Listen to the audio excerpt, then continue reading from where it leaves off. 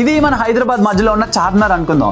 దీని చుట్టూ 158 కిలోమీటర్స్ పొడవులో ఉన్న ఈ ఎంటైర్ సర్కిలే ఔటర్ రింగ్ రోడ్. ఈ ఔటర్ రింగ్ రోడ్ వల్ల హైదరాబాద్ సిటీకి ఎంత అడ్వాంటేజ్ జరిగిందో, ట్రాఫిక్ ఇష్యూస్ ని, కమ్యూనికేషన్ ప్రాబ్లమ్స్ ని ఎలా సాల్వ్ చేసిందో మీరు హైదరాబాద్ లో ఉంటే నేను స్పెషల్ గా చెప్పాల్సిన పనే లేదు. అండ్ సిటీలో రియల్ ఎస్టేట్ ని ఎలా పెంచిందో అండ్ దాని వల్ల ఎంత మందికి అడ్వాంటేజ్ అయిందో 2000 నుంచి 2010 మధ్యలో ఆ చుట్టూ ఇన్వెస్ట్ చేసిన ఎవరిని కలిసినా చెప్తారు. ఇప్పుడు ఈ సర్కిల్ చుట్టూ ఇంకొక పెద్ద సర్కిల్ వస్తుంది.